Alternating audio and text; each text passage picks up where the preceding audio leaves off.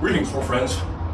Today, let us review the Albion Reeve, one of the earliest swords in High Medieval period. So, what are the swords of High Medieval period, and how they differ from the earlier Viking-age swords? So, the Albion Reeve is classified as an Oakeshott type 10 sword.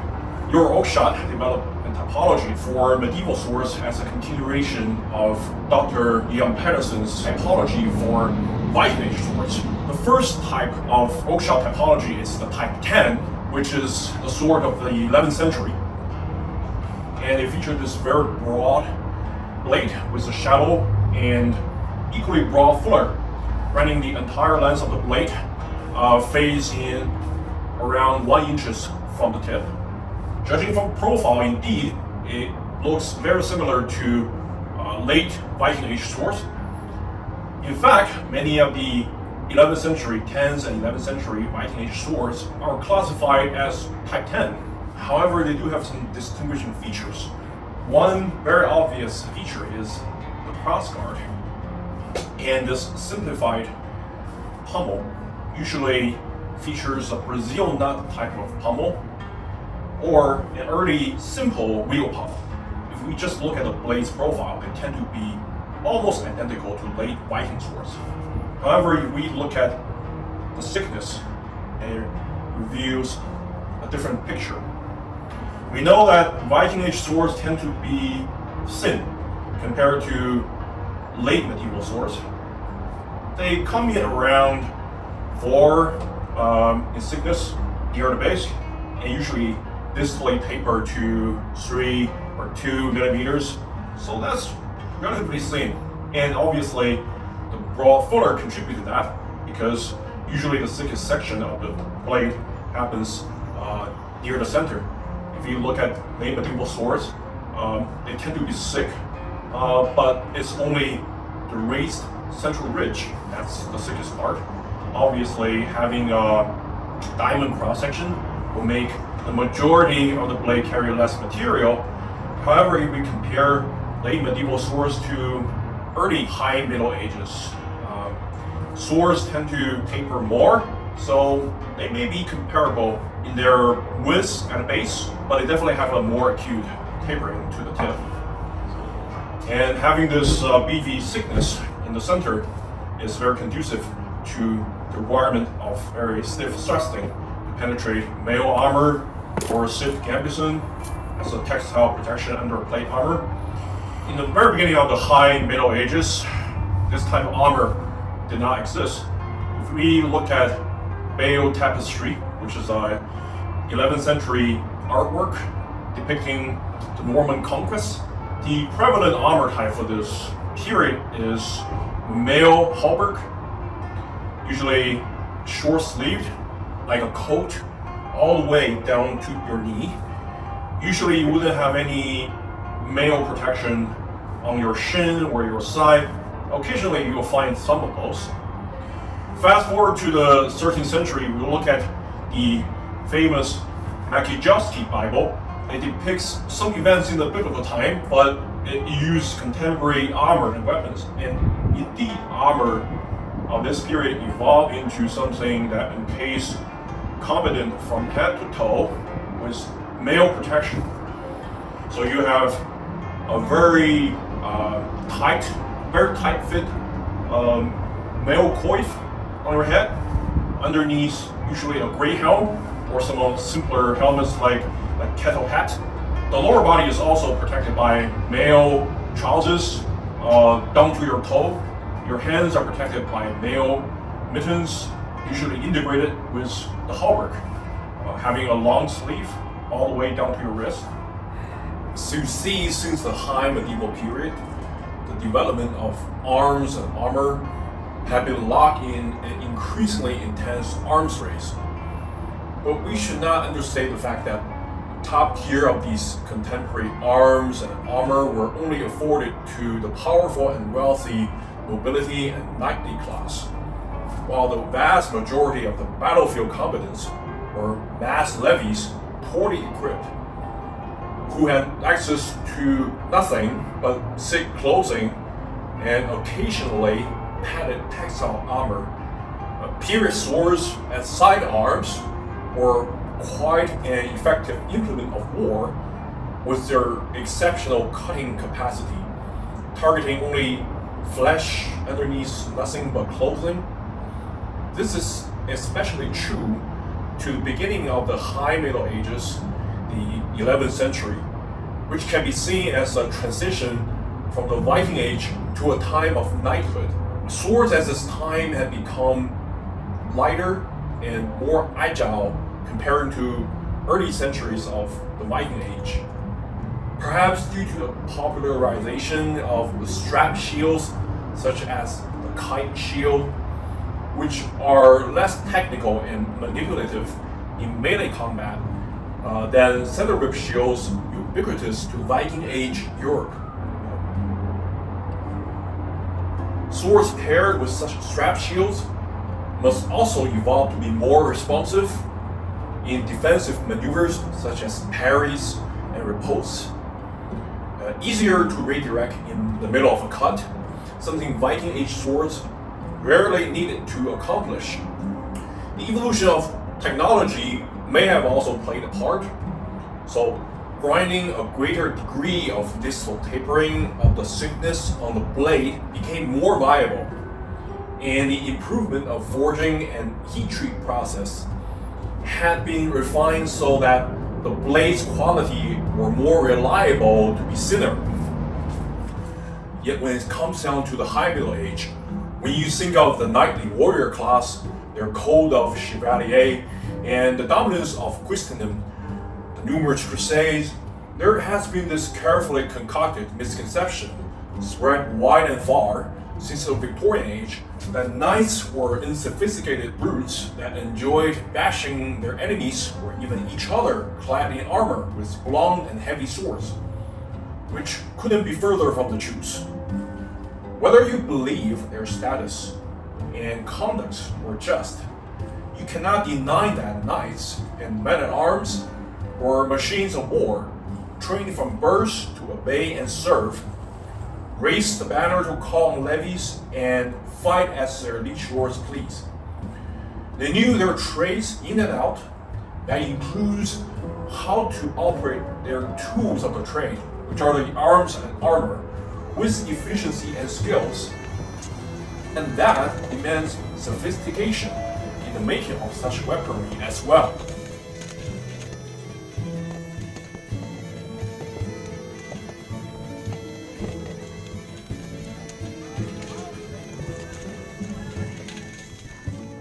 We look at a showcase done by Dr. Nathan Clough of Arms and Armor as their co-owner and a board member of the Oakeshott Institute, who examined some of the swords in Oakeshott's collection, dated from 10th century all the way to 15th century. And you see that there's a general trend that right after the Viking Age, which ends in the year 1066, marked by the Norman conquest of England, you see that Viking Age swords start to get simpler and lighter and thinner in the blade. Of course, they were not thick to begin with. That was a misconception altogether. But swords of the 11th and 12th century tend to be extraordinarily thin. The next sword is this Crusader sword. So this sword has what we'd probably call a lenticular section. We'll do a photo so you can see it more readily. Perhaps hexagonal, it's a little hard to tell. This sword is very thin, very fine. We look at some of the well-preserved examples of the river or water finds.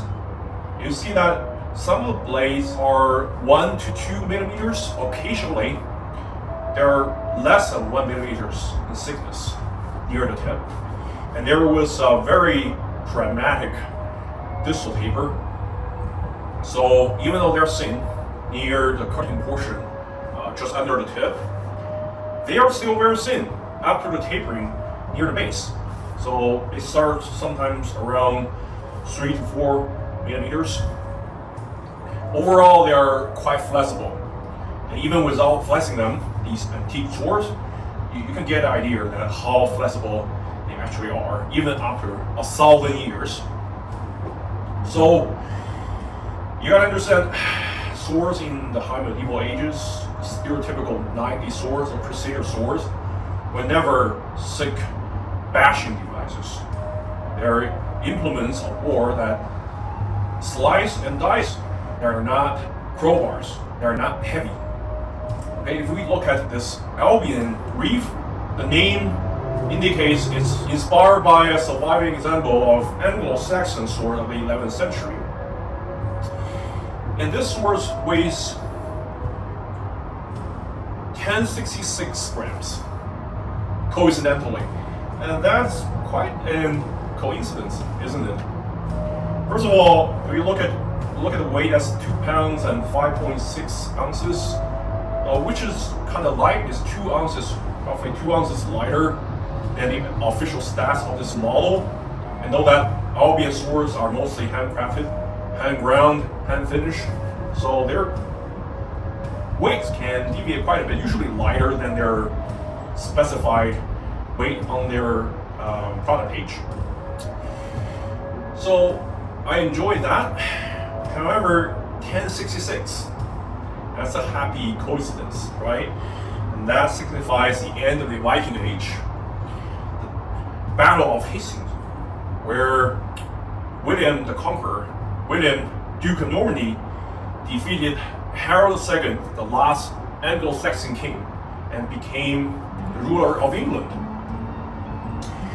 And this Anglo-Saxon sword may as well be used by the English forces on Harold's side. If we look at Bayeux tapestry, we see that many swords are featured in that period, and it's very ubiquitous. It features iconic broad blades that taper very little in the profile, and having a nearly spatulate tip that's not very conducive to thrusting, not very pointy. So it's primarily cutting oriented. And this crossguard, some of the swords in Bayeux tapestry indeed features shorter crossguards like the Viking-age swords. And others features longer crossguards, but they are very ubiquitous to the combatants on the battlefields, that even if you wield one of these larger great axes or dane axes, those housecarls, use these as primary weapons, or use a spear or lance on the horseback, you still have one of these swords by your side as a sidearm. So obviously, in early medieval ages, or as we call them, the migration period, or the Merovingian period, swords back then in the 6th or 7th century were prized possessions, and they were often heirlooms passed on to their descendants even after several centuries. And in the Middle Ages, swords are no longer a luxury only afforded by nobles and people of wealth. More accessible swords have been created by batches, so nearly all combatants on the battlefield could afford a sword by their side, whether that's your primary weapon or not. So that brings us to the lance and crossguard. This is a major deviation from Viking-age swords, which features short and chunky crossguard. Well, it wouldn't be a crossguard, just a short handguard. And very richly decorated pommel, sometimes with gemstones or organic materials like horns or antlers. They also feature complex geometries. When you look at swords of the 10th century, you see that having them not mass-produced, but you have to arm your entire army, they tend to feature less complex geometry in their pommel, in their fitting. So, a very simple crossguard. This one features a shorter one. Late Viking-age swords made in the early 11th century already started to develop longer crossguards, usually thin ones that taper to both extremities, called galliot, meaning the spike hilt. They are longer than the crossguard on this Albion Reeve, and generally featured on swords with larger and longer blades. So this one features a shorter crossguard, a very simple one. Mostly it's just a bar, a square cross section. In the center it tapers, swells to fit the thickness of the grip, which I like. And this pommel is Oakeshott type A Brazil nut pommel, which is quite popular in the 11th and 12th century, I would say. There are a few different types of Brazil nut pommels, and we look at this type 11 cavalry swords, which is much longer and larger. You see that their Brazil nut pommels have some differentiation in the shape. Noticeably, this cavalry sword's Brazil nut pommel is much beefier. Well, I guess observe that the blade is much longer, so heavier, so you need a more effective counterweight. So you need this larger mass, the pommel, obviously, and it also features a different shape, different profile. It looks more like a Brazil nut than this one. This one is more symmetrical, so this Brazil nut pommel is usually classified as Oakeshott type B. So usually features on the longer type 11 swords. And this Brazil nut pommel is very different from later medieval swords pommel. As time progressed, they tend to become more and more streamlined, in line with your wrist when you extend it. So it will cause less discomfort. This is observed primarily in later medieval swords. They have sandstopper shaped pommels or fishtail pommels. However, it took several centuries for them to evolve from Brazil nut pommel to wheel pommel and eventually to sandstopper pommel and fishtail pommels. So why is that? And this is largely tied to the usage of first migration and Viking-age swords, and then to early swords of the High Middle Ages. You see, when you have this geometry, and this one is the typical Anglo-Saxon type of pommel, where both the pommel and if you have a shorter Viking-age crossguard, both curve away from your hand, so it will interfere less with your wrist and the base of the pommel when you handle the sword. You see that in the Badial tapestry, some of the attacks done by swords is at an angle roughly 150 degrees with your forearm. So you do have to cast the sword forward. You cannot just lock your hand and do a slicing cut. That will be very shallow. You can hardly cleave into your target. So obviously, Viking-age swords, when they feature very short grips, which is almost always, they require the competent sword operator to wield the sword in this fashion, handshake grip, and this is confirmed by the depiction in Badial tapestry. Having this pommel does enforce certain usage, grip of the sword, and sometimes you see people grip the sword by the pommel and away from the crossguard. If you look at the blade, you see that it's very broad, 55, actually 50, close to 57 millimeters near the base. And that's about, I would say, medium to high width on medieval swords. Some other types do feature greater width near the tip, but it tapers to a more acute point. So obviously having a broad sword indeed increases the mass of the blade. By necessity, you have to make it thinner. This specimen of the Albion Reeve features 3.6 millimeters in thickness at base, and that's indeed quite thin. In fact, the thinnest sword near the base that I have owned, and it tapers greatly down to 1.3 millimeters at the termination of the flutter, which is roughly 2 inches from the tip. That's quite thin. one of the sword in Oakeshott's collection, the iconic Moon brand, which is of a different type, near the tip, under 1 millimeter.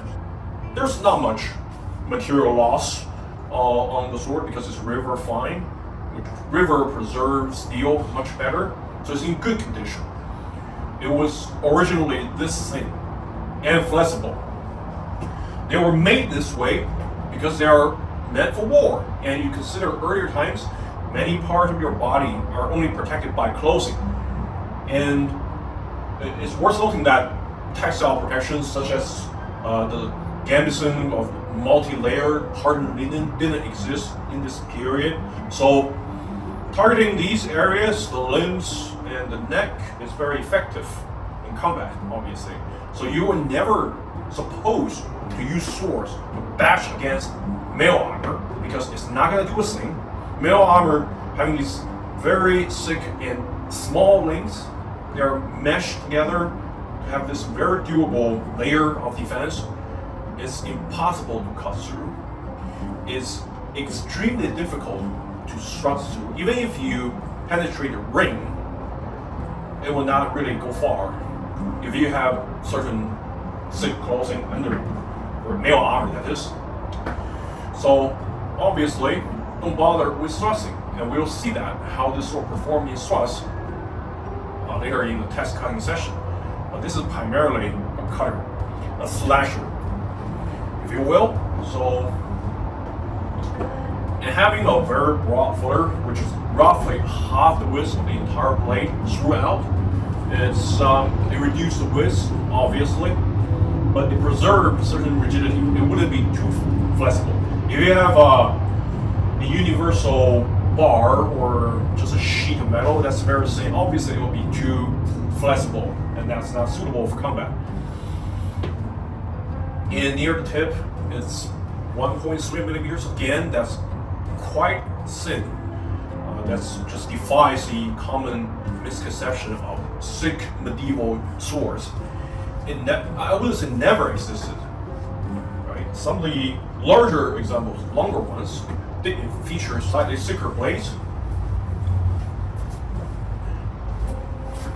Many of the Type 11 cavalry swords, because they are so much longer, you cannot afford to make them thin because, well, if they are flexible, they will bend under the weight of its own blade. So you have to make them thicker, beefier. Obviously, you have to make them narrower in return. But these medium-length swords, this one happens to be 30 inches in the blade, and they can afford to be thinner and more effective slicers. And you probably ask why having a spatulate tip instead of a pointy one, and that tends to indicate that for this kind of sword, tip slashing, tip cuts are used sometimes to penetrate thick clothing. And indeed, we know that if you have a spatulate tip, not a pointy one, you can use the tip to do some cutting, penetrate some certain defense. And we look at the flex of the blade. You see, it's not overly flexible, despite it's very thin throughout. And the point of percussion is near here, which is 5 or 6 inches from the termination of the footer. So that's the ideal cutting portion. However, because the upper portion is very thin, it's also very effective. And this is yet to be confirmed by test cutting, but we'll see. And the flexibility of the blade, you see, it's not overly flexible, but it does has a very noticeable spring temper. And mostly, it's this last quarter of the blade that flexes the most. The lower portion, 3/4 of the blade, remains surprisingly rigid. And we know that rigid blades are very conducive to stable cuts, very predictable cutting performance. So that's great. And as a testament of Albion's quality in temper with their steel, They use 6150 high carbon spring steel, and they have been very proficient at the heat treat of these blades. They're famed to be highly durable, having the correct flex for the type. Let's test its sharpness.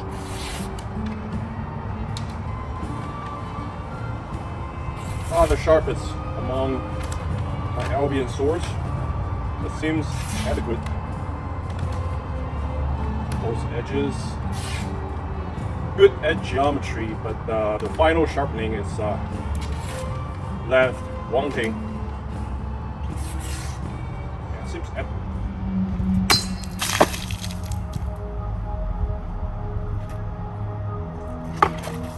well, it did thrust. Actually, all the way through.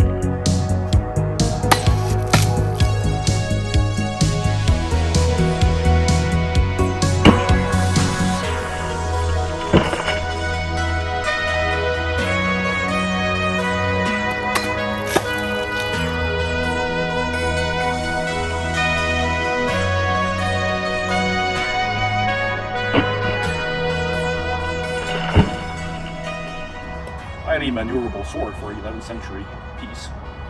Very broad blade throughout, efficient at cutting from the middle portion to the tip throughout, as I expected. This pommel, surprisingly, is very comfortable. It never collides with my palm or the wrist, so it's great. And if there's not enough space, this is 3 3/4 inches long. Just under 10 centimeters. So for users with large hands, you'll probably need to do a handshake grip. So you have half the pommel already on the side of your palm. So, but overall, whether you use the hammer grip or handshake grip, very comfortable either way. So surprisingly, also the edges on the power stars are rounded, not exactly chamfered. So even though it's square, it's very comfortable. It doesn't bind your flesh on the finger. So nicely done. One thing noteworthy is after the cutting, there are lots of these micro scratches on the surface of the blade. So this steel is very prone to this kind of scratches. It mars the entirety of the blade, and aesthetically it's a little bit displeasing. So yeah, you need the know-how and the equipment to buff it out, even though it's not very difficult, so to speak. But it's obvious on camera, these micro scratches, especially on a surface this clean. It's very obvious. Now let's look at the fit and finish of this sword.